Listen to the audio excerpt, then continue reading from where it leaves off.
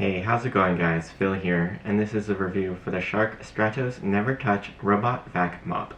Thank you to Best Buy for sending me this product for free to try. You'll receive the robot vacuum, self-cleaning base station, ramp, mop cleaning solution, 2 side brushes, a spare mop pad, odor neutralizer cartridge, and quick start guides.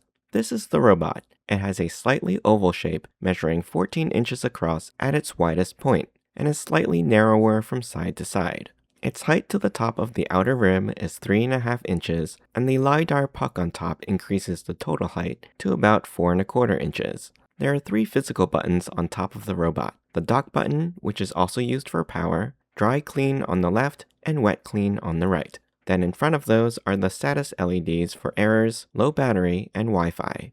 At the front of the machine is a smart sensor that can detect and recognize obstacles. Then each of these dark sections around the body house proximity sensors for walls and obstructions. The front of the robot has a bumper that can detect collisions with objects the sensors can't see, and these 2 metal bars at the back are the charging contacts. To remove its dustbin and water tank, press down on the white release tab at the back and pull it straight out. The water tank can be manually filled using the fill port under the blue plug, and the back of the tank is clear so you can see how much water is left in it. The dustbin can be manually cleared out by opening it from the top.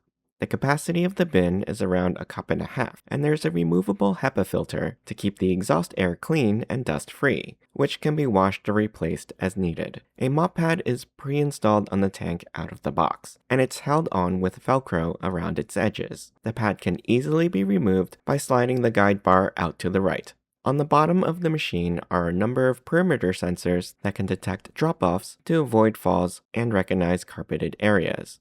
You have the 2 main drive wheels that can move up and down on springs, and a main central vacuum brush that sweeps dust and debris into the machine. There's also a 360-degree wheel at the front and a battery bay door that allows you to replace the battery when it wears out. On the base station, the ramp drops in at the front, making its dimensions 17.5 inches deep, 17.25 inches high, and 14.25 inches wide. The lid on top opens to reveal 2 water tanks for the mopping function. The larger blue one is for clean water, and the smaller gray one collects the dirty water.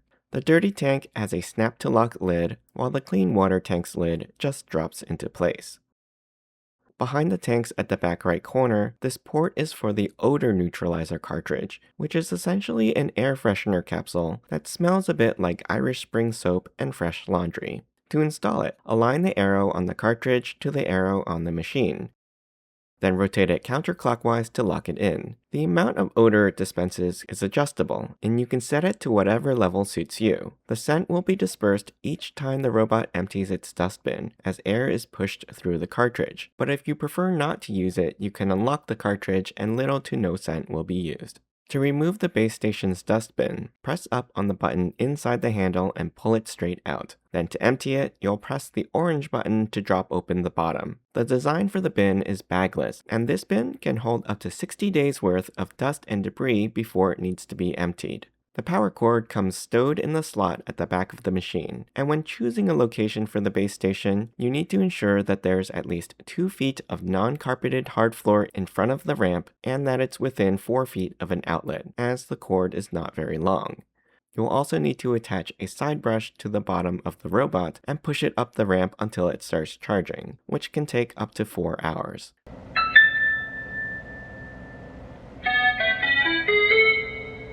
To use all the robot's smart features, you'll need to log in to the SharkClean mobile app and add the machine by following the on-screen prompts. To turn on Wi-Fi for the robot, you'll need to press and hold the dry clean and dock buttons on the top for several seconds. I am ready to connect to Wi-Fi. Next, allow the required permissions, then select your Wi-Fi network and enter its password. You'll need to name your robot, then create a map of your home. Starting an Explore mission. For the most accurate map, open all interior doors.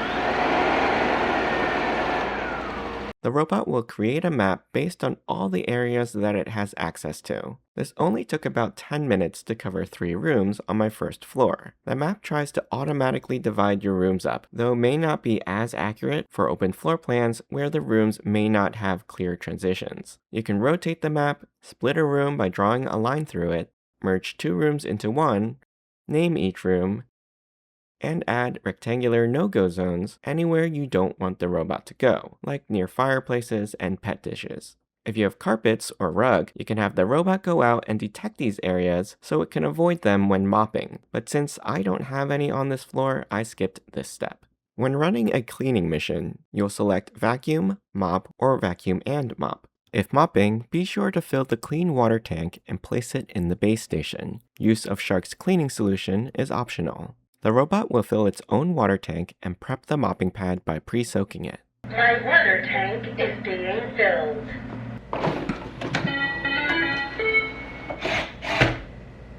Positioning. Positioning successful. Starting to clean.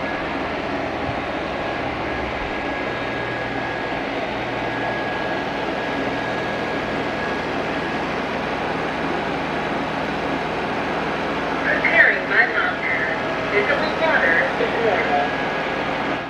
You'll notice that the mop pad actually moves side to side, so there is a bit of scrubbing action as the robot cleans. It'll also leave behind a light trail of dampness, which typically dries after a few minutes at room temperature, though you can also opt to use less water using the Eco setting. The Shark Clean app tracks and records the robot's location on the map, so you'll see exactly where it cleaned after each mission. You can also view where the robot is in real time during cleaning, or tap Find Robot in the app, which plays a melody through its speaker to help you locate it.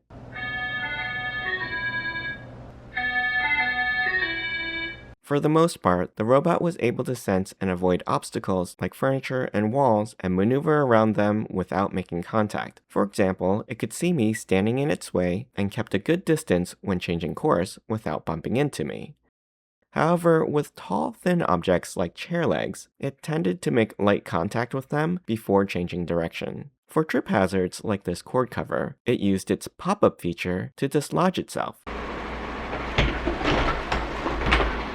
And in general, it works pretty well because it's never gotten stuck anywhere. The drop sensor also successfully detected this step down and avoided falling over it. When returning to the station, it automatically empties its dustbin, which can be pretty loud.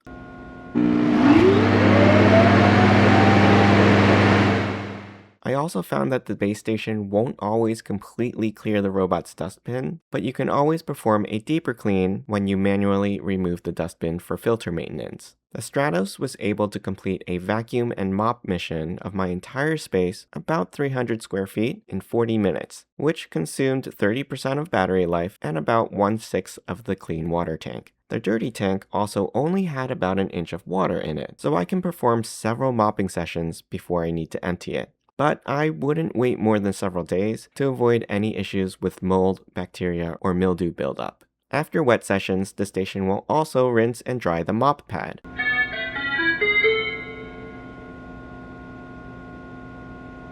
The slight buzzing sound you hear is the mop's blow dryer, which isn't heated, so it takes a long time to complete, and I recommend setting the dry time to the maximum of 8 hours for best results. If you don't mop often, I also recommend removing the mop pad to hang dry and emptying both tanks between uses.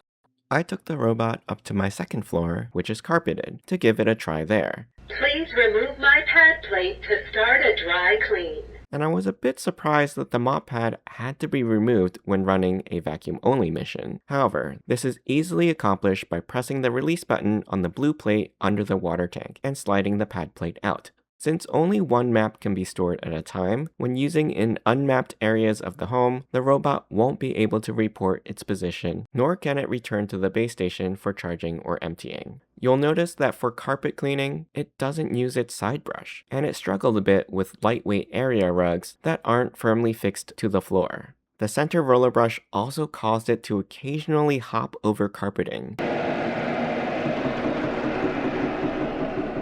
And once it got stuck because one of the wheels slipped over a drop-off. Please move me to a level surface. Error number 10. Despite not digging very deep into the carpet pile, the robot did pick up a ton of dust and debris in just 30 minutes.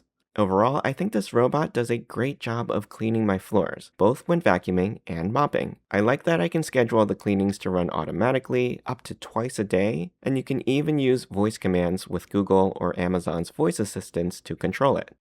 Alexa, ask Shark to start vacuuming. Here's Shark Clean Pro. Say Alexa exit to get back to Alexa Plus. Which robot? Sharkira. Your robot has begun cleaning.